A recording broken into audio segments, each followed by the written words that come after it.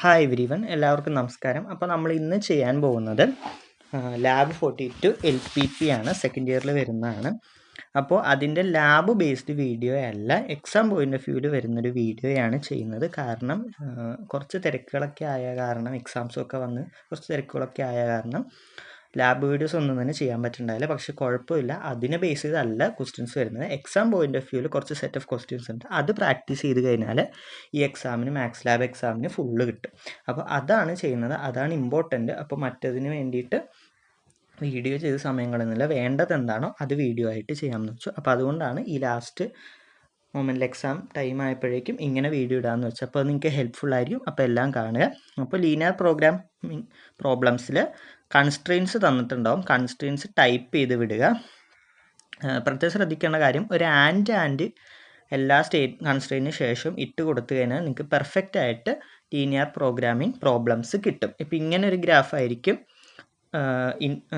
Finitely ബൗണ്ടഡിന് വരിക. ഇനി ഇതിൻ്റെ കോർണർ പോയിൻറ്റ്സ് കണ്ടുപിടിക്കുന്നതാണ് നമ്മൾ മെയിൻലി ചെയ്യുക, അതാണ് പ്രധാനം. ഓക്കെ, അപ്പോൾ അതിനുവേണ്ടി കോർണർ ബ്രാക്കറ്റിൽ സ്മോൾ ലെറ്റർ എ എന്ന് കൊടുക്കുക. അതിനുശേഷം മിനിമം ആൻഡ് മാക്സിമം വാല്യൂ കാണുന്നതിന് വേണ്ടി സ്ലൈഡർ ക്രിയേറ്റ് ചെയ്യലാണ്. അപ്പോൾ മിനിമം 0, മാക്സിമം 100, ഇൻക്രിമെൻറ്റ് 1 ഇട്ട് ഒരു ഇത് ചെയ്യുക.